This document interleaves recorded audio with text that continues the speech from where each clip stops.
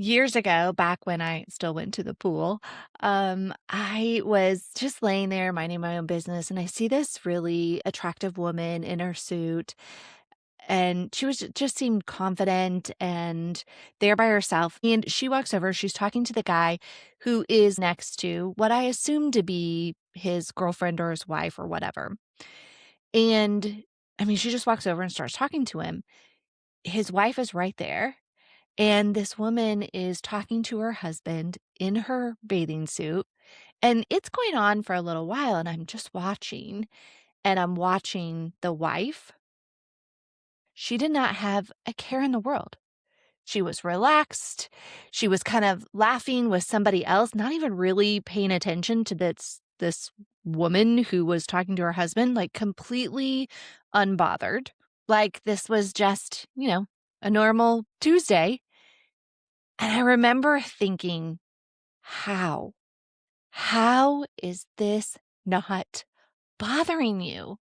Are you not seeing what I'm seeing right now? Like, this is clearly in your, like, how are you not even concerned? She wasn't even really paying attention. You could tell she knew that the girl was there, but she was engrossed in her own conversation. And I was like, oh my gosh, are you choosing to just not care? And then, of course, my brain goes into deep, like, are you swingers and do you like this kind of? I mean, it was just like this whole thing. Because if that were me, I would have been a complete mess. I would have went bonkers at that time, like enraged, bonkers bananas at the pool. Like that's what would have went down. But here's what I know now that I didn't know then. She was seeing the exact same thing I was seeing. It's not like she didn't know the woman was there. She just wasn't telling herself the same story about it that I was. And that is what we're talking about today.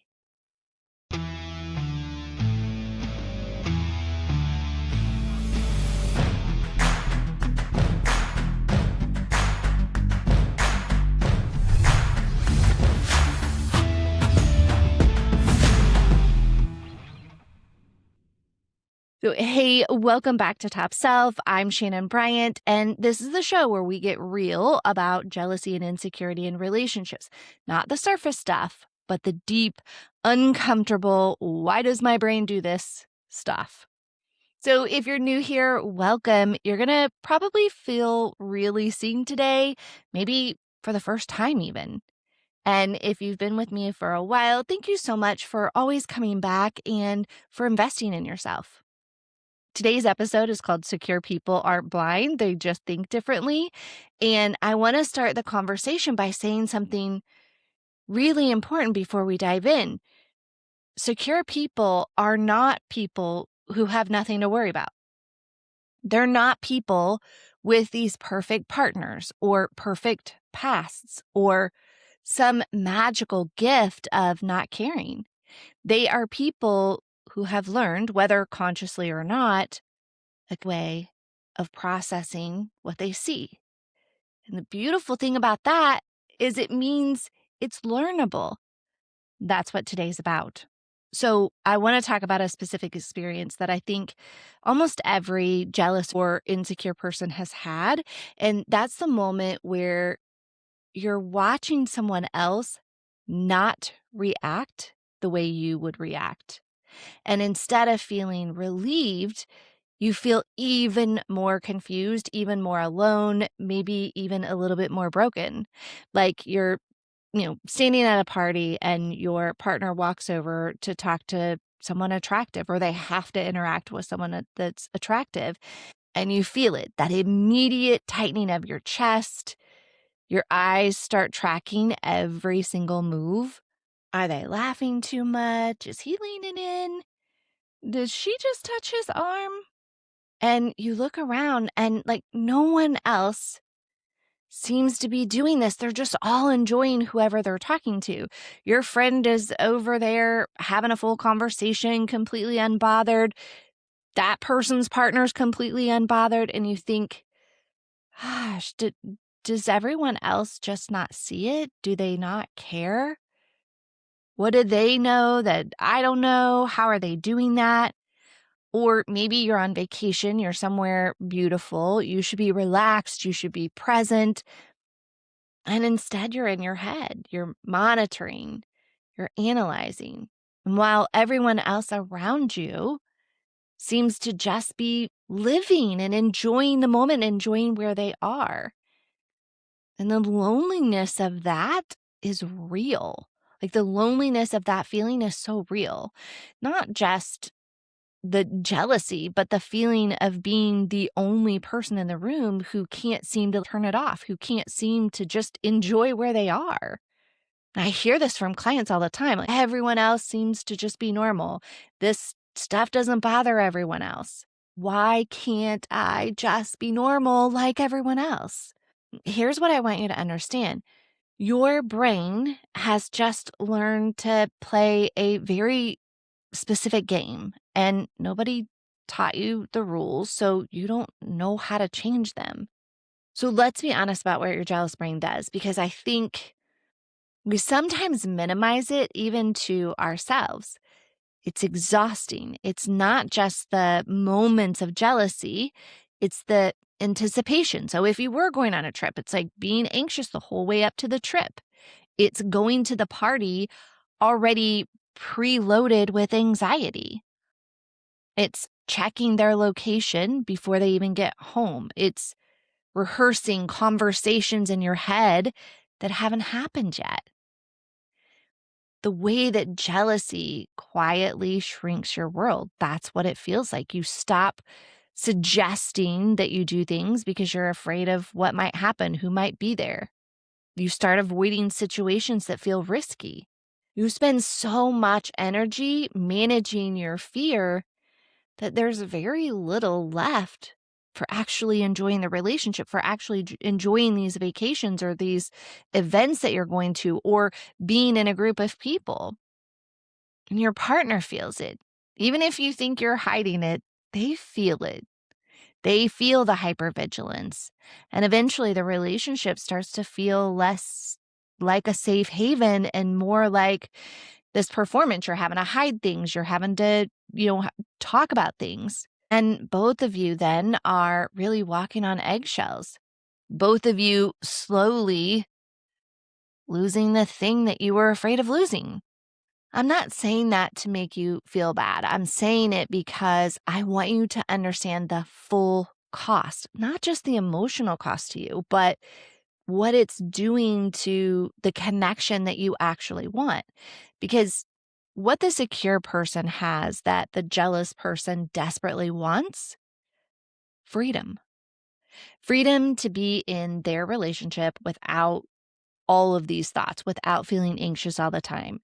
To see something that might feel a little uncomfortable and not go into a full tailspin. To trust themselves enough to handle whatever comes.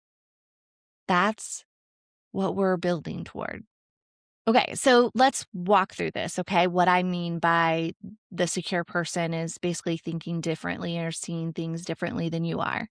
So let's say your partner is at a work event and you see a photo on social media of them, laughing with an attractive coworker. Close-ish, smiling big.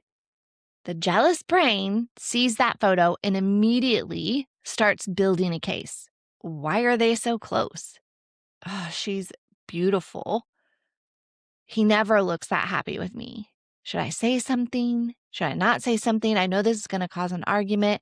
Watch, I bet he doesn't even mention her. I just know he won't. He's never mentioned her before, didn't know he worked with someone like that. Now, a secure person, their brains, when they see that exact same photo, they notice it. Let's be really clear. They're not blind. They see the same photo. But the first thought isn't, this is a threat. The first thought is probably something like, oh, look, he's having a good time. Or, oh, look, this is so-and-so from his work. And then they keep scrolling, or they like it, or they comment. That's it. That's simple. Not because they don't care, not because they're in denial, but because their brain didn't assign threat to it. So what's actually different? Here's the key. It's not what they saw, it's the meaning they assigned to what they saw. Your brain is a meaning-making machine. It doesn't just receive information, it immediately interprets it. It assigns a story, decides what it means about you, about your partner, about your relationship. And that meaning your brain assigns is based on its existing library, your past experiences, your fears, your wounds, your beliefs about yourself, about your relationship.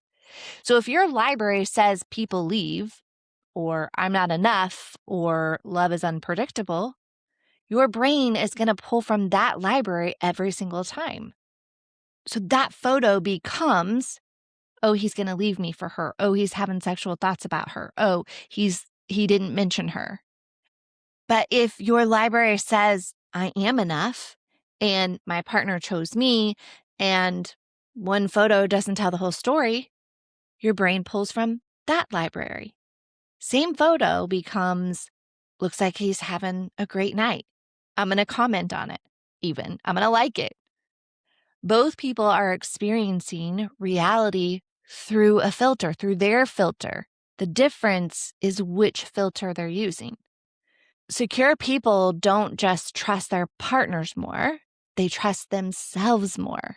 This is the part that I really want you to sit with. This is like the key to all of this.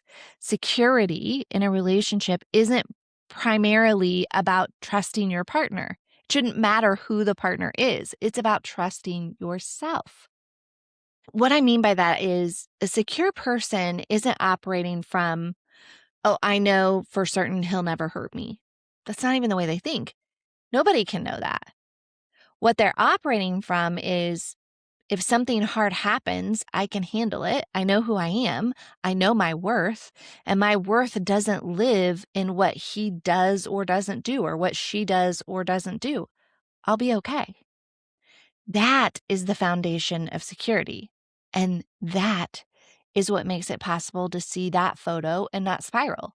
Because the spiral isn't really about the photo. It's about the fear underneath. If he leaves, I won't survive. If he leaves, all my needs getting met go away. If she's better than me, that means I'm not enough. Secure people have done the work, whether consciously or not, of building a self that doesn't collapse under uncertainty. And that's what we're building here. So here's your practical tool for today's episode. I call it the Meaning Audit. You can use it in the moment. You can use it after the fact. One of the things I always say, if you're going to have a jealous breakdown, if you're going to have a moment, let's learn from it, right? So you can use it after the fact as you are kind of starting to try to build your new habits. There are 3 questions, just 3. That's it. So question 1, what actually happened? Not your interpretation, not what it might mean, just the raw event. He was talking to a woman at a party. He was talking to a woman at a pool. He came home late. He texted me late. I hate that. Texted. I don't know. But just the facts. Question 2, what story did I assign to it? This is where you have to get really honest. I decided it meant he's attracted to her. I decided it meant he's hiding something. I decided it meant I'm not enough. Name the story. Don't judge it. Just see it clearly. Question 3, and this is the one that changes everything. Is this the only possible meaning? You've heard me talk about the power of one, O-N-E, open to new examples, evidence, explanations. That's where this comes in. Because it almost never is what you assigned it initially. He was talking to a woman at a party. Could mean he's friendly. It could mean, she's a colleague. It could mean he's good at networking. There's so many things. The story your brain picked is just one story, and it's usually the scariest one. So what is another meaning? Here's how you can practice it, okay? The next time that you feel that similar or familiar tightening in your chest, before you say something, of course, I know sometimes that just comes out, but ask yourself those 3 questions. What actually happened? What story did I assign it? Is this the only possible meaning? What are some other meanings? You're not trying to convince yourself everything is fine. You're just creating a little space between the trigger and the reaction. And that space, that's where change lives. Secure people are not a different species. They're not lucky. They did not just happen to have a trustworthy partner or an easy past. They have, intentionally or not, built a different internal filter, a different picture, a different meaning maker library, a different relationship with uncertainty. And that means it's available to you. It's not a personality trait you either have or you don't. It's a skill, it's a practice. And like any skill, the more you do it, the more natural it becomes. Your jealousy is not the enemy. It's been trying to protect you from the things that scared you the most. But at some point, that protection has become a prison for you, and you deserve to be free. So this week, try the meaning audit just once. See what happens when you catch yourself assigning a story and you actually question it. You might be surprised how often there's a completely different, much less scary option sitting right there waiting for you to be considered. If today's episode resonated with you, and especially if you're thinking, I know what I'm supposed to do, but I can't seem to do it, that's exactly what coaching's for.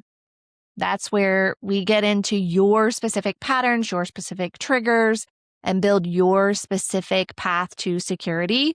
So you can book your free call with me at topself.com. You can grab it.